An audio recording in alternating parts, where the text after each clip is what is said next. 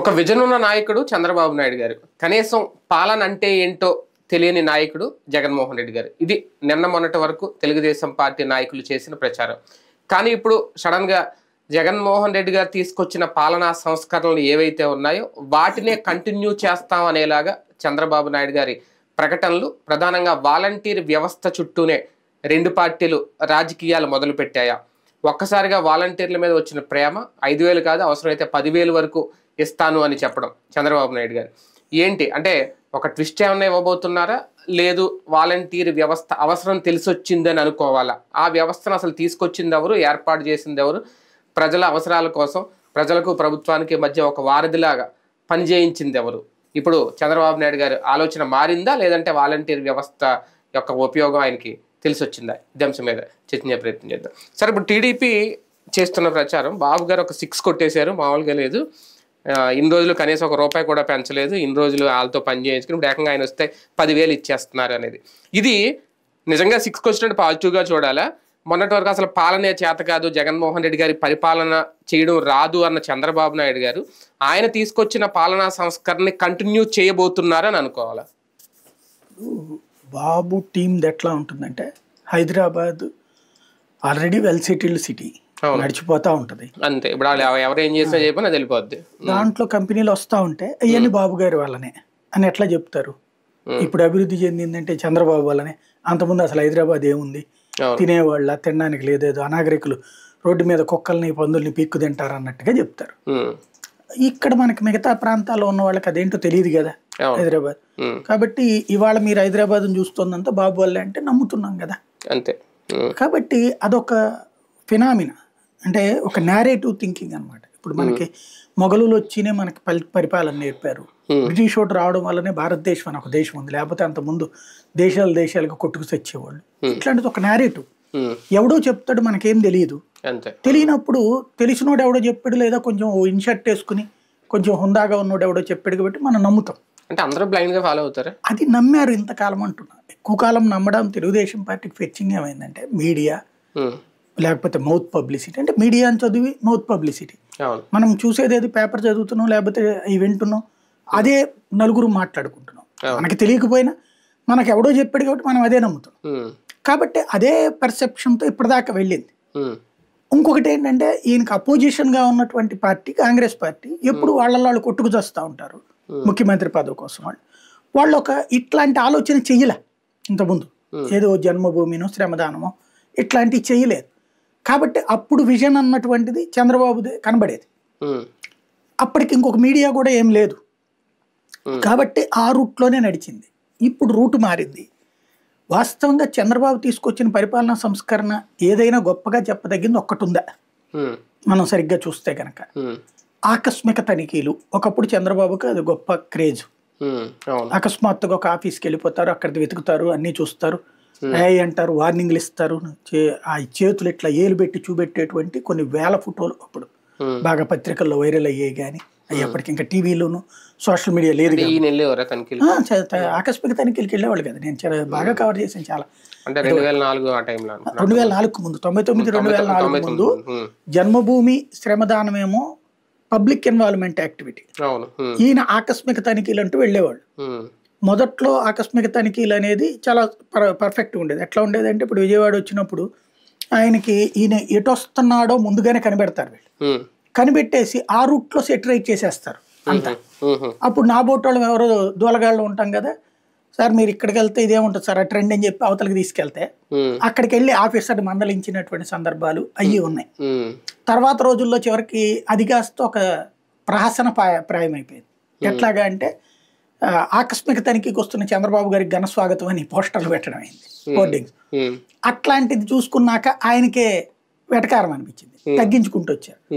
పరిపాలనా సంస్కరణలో ఆయన చెప్పినటువంటి ఆయన హయాంలో జరిగిన 2 ఆకస్మిక తనిఖీల ద్వారా వ్యవస్థని గాడిని పెట్టడం, ఐఏఎస్లు ఐపీఎస్లు వీళ్ళందరూ సరైన హానెస్ట్ ఆఫీసర్లని పొజిషన్స్లో పెట్టడం, వాళ్ళకి పూర్తి స్వేచ్ఛనీయడం, పార్టీలకు అతీతమైనటువంటి స్వేచ్ఛనీయడం. తద్వారా పరిపాలన ఆ రూట్లో సక్సెస్ఫుల్ ఆ రోజు. ఎందుకంటే కాంగ్రెస్ ఉన్నప్పుడు విచ్చలవిడిగా అధికార యంత్రాంగం అంటే కన్ఫర్డ్ ఐఏఎస్లు కన్ఫర్డ్ ఐపీఎస్లు పెట్టేసి వాళ్ళ ద్వారా పార్టీకి అనుకూలంగా పనిచేయించి రౌడీజం అనేది ప్రోత్సహించేవాళ్ళు. చంద్రబాబు వచ్చాక తన పార్టీ వాళ్ళనైనా సరే రౌడీల్ని అంగీకరించేవాడు కాదు. ఇది అప్పుడు మనకు బాగా గుర్తు, విజయవాడలో చెన్నుపాటి గాంధీ, డాంగే కుమార్ అని రౌడీ షీట్లు ఉండేవాళ్ళు. తెలుగుదేశం కార్పొరేట్లకు గెలుస్తుండేవాళ్ళు. సీట్లు మాత్రం కార్పొరేట్లుగా వాళ్ళకి ఇచ్చేవాళ్ళు. కానీ వాళ్ళని దగ్గరికి ఎంటర్టైన్ చేయనిచ్చేవాళ్ళు కాదు. అవసరం పోలీస్ స్టేషన్ పిలిచిన అడ్డుపడేవాళ్ళు కాదు. పార్టీ నుంచి కూడా కాపాడమనేవాళ్ళు కాదు. ఈవెన్ పోలీస్ స్టేషన్ దగ్గరికి ఎవరిని పోనిచ్చేవాళ్ళు కాదు. పార్టీ నాయకుడు ఎవడన్నా పోలీస్ స్టేషన్కి వెళ్తే వెంటనే పార్టీ అధ్యక్షుడి నుంచి ఫోన్ వస్తుంది, ఎవడెళ్ళమన్నాను అని. ఆ స్థాయిలో వ్యవస్థను ఒక గాడిని పెట్టాడు ఆయన ఆ రోజున. అయితే అది పరిపాలన గాడిన పడటం. అది దాని తర్వాత వచ్చిన వాడు రాజశేఖర రెడ్డి ఇంకంతకంటే పవర్ఫుల్గా చేసుకెళ్ళాడు. దానివల్ల అంతకుముందు కాంగ్రెస్ పరిపాలనతో పోల్చుకుంటే చంద్రబాబు పరిపాలన బెటర్ అనిపించింది. చంద్రబాబు పరిపాలనతో పోల్చుకుంటే రాజశేఖర రెడ్డి పరిపాలన బెటర్ అనిపించింది. ఎందుకని? ఈయనైతే ఇంకా ఆఫీసర్లకు పూర్తి స్వేచ్ఛ ఇవ్వడంతో పాటు ఎన్కౌంటర్లు, లైక్ గుర్తుంది కదా వరంగల్లో యాసిడ్ పోసినటువంటి వాళ్ళని చంపేయడం, లేకపోతే ఇంకోటి. చంద్రబాబు టైంలో ఎన్కౌంటర్లు జరిగినాయి, అందుకని హీరో. ఆఫీసర్లు చేసిన ఎన్కౌంటర్ చంద్రబాబుని హీరోని చేసి, ఈయన టైంలో కూడా ఎన్కౌంటర్లు కొనసాగినాయి, ప్లస్ సంక్షేమం కూడా కొనసాగింది రాజశేఖర రెడ్డి. అందువలన రాజశేఖర రెడ్డి మరింత హీరో అయ్యాడు. ఈ రెండిట్లో చూస్తే పరిపాలన పరంగా ఇద్దరు సమవుజ్జీలే. పరిపాలన ప్లస్ సంస్కరణ రాజశేఖర రెడ్డి ఫార్ములా, పరిపాలనా దక్షుడు చంద్రబాబు, అది ఆనాటి ఫార్ములా. తర్వాత 2014 తర్వాత పరిపాలనా వైఫల్యం అన్నటువంటి చంద్రబాబుకి అతిపెద్దదైనటువంటి మైనస్. మనం అనేది కూడా 2004కు ముందు చంద్రబాబు కావాలంట. చంద్రబాబు మీద మనకేం వ్యతిరేకత లేదు. 2014 తర్వాత బాబు వ్యవస్థలకు అతీతంగా, వ్యవస్థలకి వికృత స్థానం, గతంలో కాంగ్రెస్ పార్టీ ఏం చేసిందో అదే చేసుకొచ్చాడు. ఎట్లాగా? మద్యం విచ్చలవిడితనం, బెల్ట్ షాపులు, పర్మిట్ రూమ్స్, ఈ ఇసుక అడ్డదిడ్డం ఉచితం అనేటువంటి పేరుతో నాయకులు అడ్డదిడ్డంగా పోలీస్ స్టేషన్లో వాళ్ళు ఇష్టం వచ్చినట్టు నడవడం, ఇవన్నీ దాంతో ఒకనాటి కాంగ్రెస్ పరిపాలనే కదా. రౌడీజాన్ని ప్రోత్సహించడం, ఫ్యాక్షనిజాన్ని ప్రోత్సహించడం, తన్నినటువంటి వాళ్ళని ఈయనే స్వయంగా కూర్చోబెట్టి పంచాయతీ చేయడం, వచ్చేంతం నేనే ఒక బోండావమా ఇష్యూస్, ఇట్లాంటివన్నీ చేసినటువంటి సందర్భం. లేకపోతే అయ్యన పాత్రుడు గంటల మధ్యన, అంటే ఒక విచ్చలవిడితనం కాంగ్రెస్ టైంలో ఒకనాడు ఎట్లా ఉండేదనేవాళ్ళు, అది ఈయన హయాంలో 2014-19 మధ్యన వచ్చింది. ఆ టైంలో ఈయన పరిపాలన దక్షత పోయింది. పవర్ఫుల్ ఆఫీసర్ ఎవడున్నాడు 2014-19 మధ్యలో చూపించి సమర్థవంతంగా పరిపాలన చేసినోడు ఎవడున్నాడు? ఒక మంచి ప్లానింగ్ చేసినటువంటి వాడు ఎవడున్నాడు? లేదు, చెయ్యని ఇలా. అది చంద్రబాబుకి ఆనాటి మార్కులు మొన్నటితో పోయినాయి. 14-19 తర్వాత జగన్మోహన్ రెడ్డి వచ్చాక ప్లాన్డ్ పరిపాలన, ఒకనాటి చంద్రబాబు పాత్ర వాళ్ళ జగన్మోహన్ రెడ్డి పోషిస్తూ అంతకంటే 4 ఇంతలు ఎక్కువ తింటున్నాడు. చంద్రబాబు నాయుడు ప్రజల వద్దకు పాలన, లేకపోతే అధికారులతో పనిచేయించడం, ఇట్లాంటి సిస్టమ్ ఏదైతే ఉందో ప్రజల వద్దకు పాలనకి కొత్త అర్థం చెప్పాడు.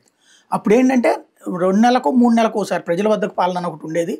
ఆ ఏరియా ఎంఆర్ఓలు, ఆర్డీఓలు వాళ్ళందరూ కూడా ఆ ఊరి దగ్గరికి మీటింగ్ పెట్టుకోవాలి. 45 రోజుల పాటు అది పెట్టేవాళ్ళు. అక్కడికి రావాలి, దీర్ఘకాలిక సమస్యలు అక్కడ ప్రజలు ప్రస్తావిస్తారు, అప్పుడు పరిష్కారం అయితే కాదు. ఏదో చిన్న చిన్న సర్టిఫికెట్ గిట్టిఫికెట్ ఇట్లాంటి ఆఫీస్ చుట్టూ తిరిగినా రాని, అక్కడ అడిగితే కనుక తొందరగా ఇవ్వయా అని చెప్పడం అంతవరకు ఉండేది. అంటే మనం 100 సమస్యలు ప్రస్తావిస్తే ఒక 5 సమస్యలు, మిగతా 95 వింటారు కనీసం ఆ వేదిక మీద. అట్లా నడిచిన రోజుని గొప్పగా ఫీల్ అయ్యాం మనం. అలాంటి ప్రజల వద్దకు పాలన అన్నటువంటి సిస్టమ్ ఇతను అసలు కంప్లీట్ శాంతం మార్చేశాడు. ప్రజల ఇంట్లోకి పాలన తీసుకెళ్ళాడు. ఏది వాలంటీర్ వ్యవస్థ అనేటువంటిది. ఇది అతను ఎలక్షన్స్ అప్పుడు చెప్తున్నప్పుడు నవ్వుకున్నా నేను, ఏందది ప్రతి 40 మందికి ఇళ్ళకి ఒకటి పంపిస్తాడంట, సాధ్యమయ్యే పనేనా, ప్లస్ అక్కడికే తీసుకెళ్ళిస్తాడంట అన్నటువంటిది నవ్వుకున్నాం. తీరా చూస్తే చేసి చూపించాడు. 40 మంది ఇళ్ళ దగ్గరికి వెళ్ళాడు వాలంటీరు. పెన్షన్ ఒక్కటే కాదు చేసింది వాలంటీరు, సంక్షేమ పథకం, అది కూడా పార్టీలకు అతీతంగా. ఇతను కనుక పొలిటికల్ బయాస్డ్ అయ్యినో పార్టీకి అనుకూలంగానో వ్యవహరించుంటే ఖచ్చితంగా వ్యతిరేకంగానే ఉండేది జనాలు. కానీ లేదు, పరిపాలనా సంస్కరణల్లో జగన్మోహన్ రెడ్డి 2 కీలకమైనటువంటిది. చంద్రబాబే కాదు, భారతదేశ చరిత్రలోనే ఎవ్వడూ చేయనటువంటి పని చేసింది గ్రామ సచివాలయ వ్యవస్థ, వాలంటీర్ వ్యవస్థ. ఈ 2 కూడా, వార్డు సచివాలయం, వాలంటీరు సిటీల్లోనే. అంటే ఇది ఈ రెండిటికి తోడు హాస్పిటల్ సిస్టమ్, ప్రతి ఏరియాకి హాస్పిటల్ అన్నది ఏదైతే ఉందో సచివాలయ పరిధిలో, ఈ 3 కూడా సంస్కరణలు కాదు, సాధారణ ప్రజల దగ్గరికి పరిపాలన ప్లస్ వాళ్ళ జీవితాల మెరుగు, ఇంకోటి ఆ స్కూళ్ళల్లో బాగు చేయడం. ఈ 4గింటిని ఇంకా ఎవడు ఎన్ని చెప్పినా ఎన్ని తిట్టుకున్నా, లోపల పొగుడుకుంటూ బయట తిట్టుకోవాలి, లేదా మావాడు చెయ్యలేదే అని తిట్టుకోవాలి. కానీ చంద్రబాబుని మావాడు చేస్తుంటే అదే చంద్రబాబు నాయుడు కనుక ఈ పని చేస్తుంటే, అరే ఆఫీసర్ని ఇంటి దగ్గరికి తీసుకొస్తేనే గొప్ప అన్నటువంటిది ఇంట్లోకే తీసుకొచ్చి పరిపాలన అందిస్తే గొప్ప కాకుండా ఎట్టుంటది ప్రాక్టికల్ గా? ఇది అనగానే సూట్ కేసులు పంపించవచ్చు మనకి, కానీ పాయింట్ ఏంటి ఇక్కడ? నిజం ప్రజల వద్దకు పాలన గొప్పగా ఫీల్ అయ్యాం. ఇంతకు ముందు చంద్రబాబు మనకి హీరో, నేనైతే హీరోగాని ఫీల్ అయ్యేవాడిని. ఎందుకంటే అది చూశాను దగ్గర నుండి ప్రజల వద్దకు పాలన టైంలో కానీ, లేకపోతే శ్రమదానం అప్పుడు, జన్మభూమి అప్పుడు ఆయన వస్తున్నాడంటే ఒక విజన్ ఉంటుంది, ఏదో ఆలోచన ఉంటుంది. అంటే మనం అంతకుముందు విన్నదానికి తోడు ఇది. ఆ తర్వాత ఆరోగ్యశ్రీ ఫీజు రియంబర్స్మెంట్ ఇచ్చినప్పుడు రాజశేఖర రెడ్డి అద్భుతం అనిపించాడు, ఎందుకంటే నిజమైన ప్రజల కష్టం చూడగలిగాడు అన్నటువంటి. ఇప్పుడు జగన్మోహన్ రెడ్డి ఈ సిస్టమ్ తీసుకొచ్చాక, అలాగే అన్న క్యాంటీన్ పెట్టినప్పుడు చంద్రబాబు నాయుడు మంచివాడు అనిపించాడు, ఎందుకని ఒక మంచి నలుగురికి అన్నం పెడుతున్నాడు అన్నట్టు. ఇప్పుడు ఈ 4 వ్యవస్థలు అన్నటువంటిది జగన్ని ఫాలో అయ్యి తీరాల్సిందే చంద్రబాబు నాయుడు. మనం చాలా సార్లు చెప్తున్నప్పుడు దాన్ని తీసేస్తారు ఇది అన్నారు, ఇప్పుడు ఖచ్చితంగా ఫాలో అయ్యి తీరాల్సిందే అని చాలా సార్లు చెప్పాను. అదే జరిగింది కదా ఇప్పుడు. కానీ వాలంటీర్లను కంటిన్యూ చేస్తూ అదే వ్యవస్థని కంటిన్యూ చేయడం వల్ల కలిసి వచ్చేది ఏంటి చంద్రబాబు నాయుడుకి ఇప్పుడు స్టిల్? అంటే అది కంటిన్యూ చేయకపోతే జనం అంటారు బేసిక్ గా. అంటే ఎలక్షన్ ముందు స్టంటేనా, నిజంగా దాని అవసరం నిజంగా 10,000 ఇచ్చేసి వాళ్ళని కంటిన్యూ చేసే పరిస్థితి వస్తుందా రేపు? అంటే ఈయన ఒక బురద రొచ్చులో కాలేశాడు.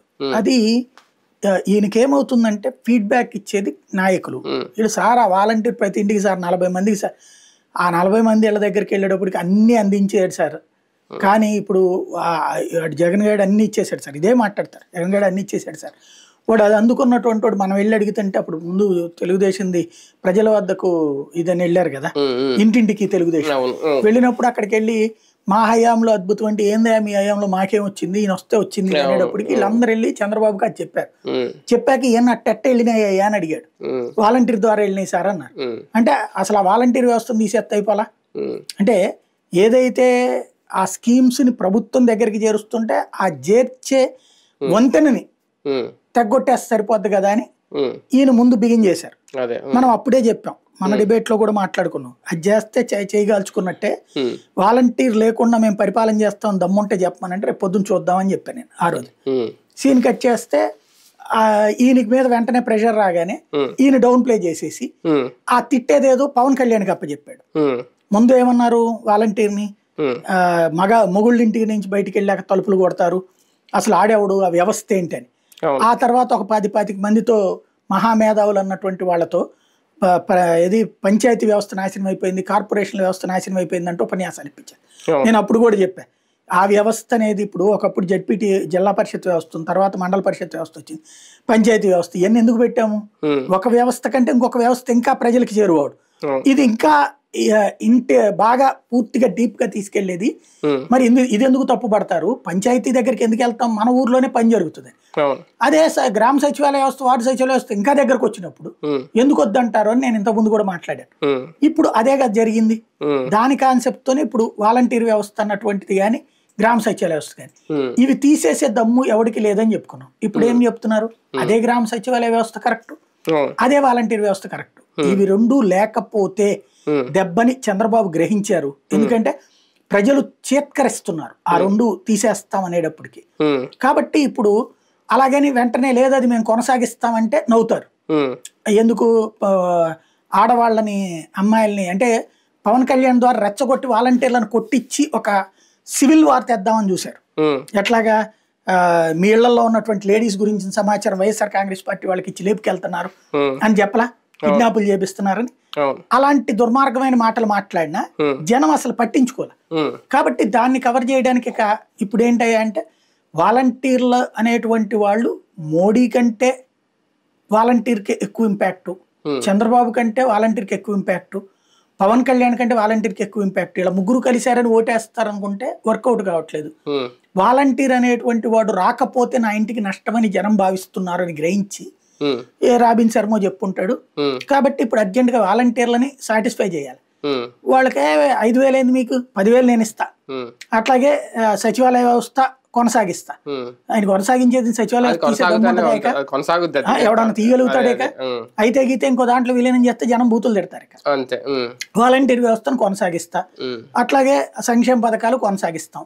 కాబట్టి ఇదివరకటి రోజుల్లో చంద్రబాబు విజన్ ని తర్వాత రాజశేఖర రెడ్డి ఫాలో అయ్యారు. కానీ ఇక్కడ అంటే నిజంగా వాలంటీర్ నామస్మరణ అయితే జరుగుతోంది. ఇప్పుడు ఆయన ఏ ఉద్దేశంతో చేస్తున్నారో, లేదంటే వాళ్ళు నాకట్టుకుంటే ఓట్లు పడతాయి. ఈ 10,000 ఇవ్వడం అనేది సాధ్యం వద్దా? ఒకసారి ఆయన మాటలు ఏమన్నా మతలబు వినిపిస్తుంది, ఒకసారి బాబు గారు మాట్లాడింది. అదే మరి ఎన్డీఏ మేమందరం 3 పార్టీల కూటమి హామీ ఇస్తున్నాం. మీ ఉద్యోగాలు తీసేయం, వాలంటీర్ వ్యవస్థ కొనసాగిస్తామని మరొక్కసారి మీ అందరికి హామీ ఇస్తున్నా. ఉగాది రోజున, పండుగ రోజున తీపి కబురు మీకు అందరికీ ఇస్తాం.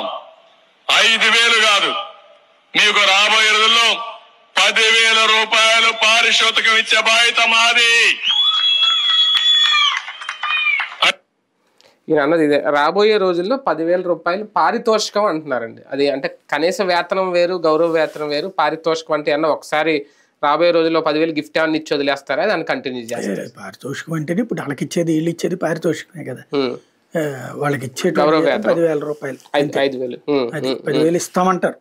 అది బేసిక్ గా ఏంటంటే వాలంటీర్లు ఇప్పుడు ప్రభుత్వ వ్యతిరేకత ఎట్లా సృష్టించాలన్నటువంటిది చంద్రబాబు గారు అనుకూల మీడియా ఒకవైపున, పవన్ కళ్యాణ్ ఒకవైపున, బీజేపీ ఒకవైపున, షర్మిల ఒకవైపున, వీళ్ళందరూ ఎవరు కృషి వాళ్ళు చేస్తారు. ఆ వ్యతిరేకత ఎంత సృష్టించినా కూడా ఈ భయం ఉంది వాలంటీరు. కాబట్టి లేదు వాలంటీర్ని తీయట్లేదు, ఇంకా ఎక్కువ సంక్షేమం ఇస్తాడు జగన్ కంటే. అంటే ఇప్పుడు జగన్ మీద ద్వేషాన్ని సృష్టించడం ఒక ఎత్తు, జగన్ లేకపోయినా పథకాలన్నీ వస్తాయిలే, ఇంకా అంతకంటే ఎక్కువ వస్తాయిలే అనేటువంటి ఫీలింగ్ కల్పించడం మరొక. కొద్ది రోజుల క్రితం ఇదే చంద్రబాబు నాయుడు గారు, దాని మీద మనం కూడా మాట్లాడుకున్నాం, 20,000 నుంచి 40,000 వరకు సంపాదించుకునే మార్గాలు చూపిస్తామన్నారు ఇదే వాలంటీర్లకి.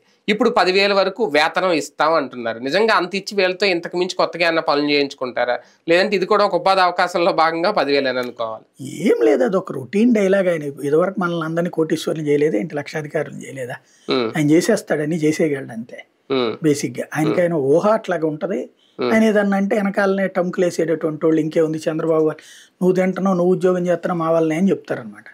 కాబట్టి అట్లాగే చెప్పేది. రేపు ఇప్పుడు 50,000 రూపాయలు తెప్పించేగాడికి ఇంత ముందు ఎందుకు తెప్పించలేకపోయాడు ఒక్క యువతరానికి 50,000? ఇప్పుడు ఇక్కడ నుంచి సాఫ్ట్వేర్లు స్కిల్ ఏమైనాయి, వెళ్ళి 10,000 15,000కి చేరి ఆ తర్వాత నిదానంగా పెంచుకున్నారు.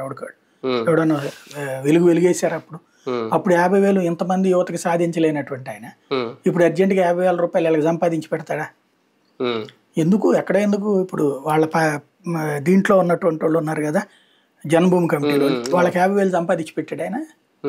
జన్మభూమి కమిటీలో వాళ్ళే కదా దీనికోసం కష్టపడ్డారు కదా, మరి వాళ్ళకి ఏమన్నా నెలకు 50,000 సంపాదించుకునే. అంటే ఈ మాట కూడా వస్తుందని అదేం ఉండదని చెప్పే ప్రయత్నం, అంటే బాబు గారు వస్తే మళ్ళీ జన్మభూమి కమిటీలు వచ్చేస్తే వాలంటీర్ వ్యవస్థ ఉండదని ప్రచారం బాగా జరుగుతుంది కదా, అదేం కాదు ఇదే వ్యవస్థను మేము కంటిన్యూ చేస్తాము. అంటే తీసేస్తారన్న ఫీలింగ్. మొన్న ఎప్పుడైతే పెన్షన్లు ఆపేశారో, వృద్ధులు ఎప్పుడు సచివాలయాల దగ్గరికి వెళ్ళారు, అంతకు ముందు జగన్ ఎంత చెప్పినా కొంత ఇంకా సందిగ్ధత ఉంది. అయిపోయినా ఇప్పుడు తీసుకునే వాళ్ళలో తెలుగుదేశం వాళ్ళు ఉన్నారు, జనసేన వాళ్ళు ఉన్నారు, బీజేపీ వాళ్ళు ఉన్నారు, కమ్యూనిస్టులు ఉన్నారు, కాంగ్రెస్ వాళ్ళు ఉన్నారు, అందరూ ఉన్నారు కదా. కాబట్టి ఎవడికి వాడే ఓటేసుకుందాంలే, ఎవడొచ్చిన ఇస్తాడులే అనేటువంటి రూట్లో ఉన్నారు. కానీ ఎప్పుడైతే మొన్న వాలంటీర్లను ఆపేయించడము దాంట్లో చేస్తే మొట్టమొదటి వీళ్ళు ఏం ప్రయత్నించారు, అబ్బాయి వాలంటీర్లు మేంగా జీపించింది జగనే జీపించాడని చెప్దాం అనుకున్నారు. అది ఎక్కలేదు జనానికి. ప్లస్ ఎప్పుడైతే సచివాలయాల దగ్గరికి వెళ్ళి మనుషులు చచ్చిపోవడం బిగినాయి, అది జనాలందరూ కూడా చంద్రబాబునే దోషిగా చూశారు కానీ జగన్ అనుకోవాలి. దాంతో ఇప్పుడు అర్జెంటుగా అది డైవర్ట్ కావాలంటే లేదు 10,000 రూపాయలు కొత్త చర్చ రావాలి. రెండోది ఇంకా అంతకంటే మెరుగు ఇంకోటి, ఇప్పుడు ఈ వాలంటీర్లో కూడా ఇంతకుముందు అందరూ వైసీపీ కార్యకర్తలే అనుకున్నారు. మొన్న ఈనాడే రాసింది కదా 3.3% మంది రాజీనామా చేశారు, మిగతా వాళ్ళు చేయలేదని. అంటే అప్పుడు అర్థమై ఉంటది ఎవరు పడితే వాళ్ళని పట్టుకుని వచ్చారు, దాంట్లో పనిచేస్తానన్న వాళ్ళని పట్టుకొచ్చారు తప్పించి అందరూ పార్టీ కార్యకర్తలేం కదా. ఇంకోటి 5,000 రూపాయలకి ఎందుకు కార్యకర్త పనిచేస్తాడండి? ఒక బిస్కెట్ వేసారా చంద్రబాబు నాయుడు గారు? ఈ ప్రకటనతో వైసీపీ ఏమన్నా భయపడాల్సిన అవసరం ఉందా? ఖచ్చితంగా వైఎస్ఆర్ కాంగ్రెస్ పార్టీకి భయమే ఉండదు కానీ అప్రమత్తం అవ్వాల్సిందే. అది భయపడదు కాకపోతే అప్రమత్తం అవ్వాల్సిందే. ఎందుకంటే ఇట్లాంటి హామీలు ఇప్పుడు 4,000 రూపాయలు పెన్షన్ కావచ్చు, 50 సంవత్సరాలకే బీసీలకి 4,000 రూపాయలు, అట్లాగే వాళ్ళకేది దివ్యాంగులకి ఇస్తానన్నటువంటి 6,000 రూపాయలు, ఇవి సహజంగా చర్చకు వస్తాయి. అట్లా ఇప్పుడు వాలంటీర్లకైనా సరే. కాబట్టి ఒకటి ప్రభుత్వ వ్యతిరేకతను సృష్టిస్తూ రెండో పక్కన ఇది చేస్తున్నప్పుడు ఎలక్షన్ దగ్గరకు వచ్చేసింది. ఒక థ్రెట్ అయితే నార్మల్ గా ఉంటది. రేపు మేనిఫెస్టోలో దీని గురించి ఏమన్నా అలర్ట్ అవ్వాల్సిన అవసరం ఉందా జగన్మోహన్ రెడ్డి చూడాలి గారు? మరి ఆయన ఆయన చేస్తాడా కూడా వాలంటీర్లకు మేము పెంచుతామనో ఏదో అంటే జగన్మోహన్ రెడ్డి మేనిఫెస్టో ఇష్యూ నాకు కనబడుతున్నటువంటి అంశం వల్ల ఎక్కువ అంటే బాబు చెప్పిందని చేస్తే అదిగో మాది కాపీ కొట్టారంటారు కదా, అంతే. అవును. అందుకని ఈ రూట్ లో పోదలుచుకోలేదు. అది ప్లస్ మైనస్ అన్నటువంటిది రేపు తేలుతుంది.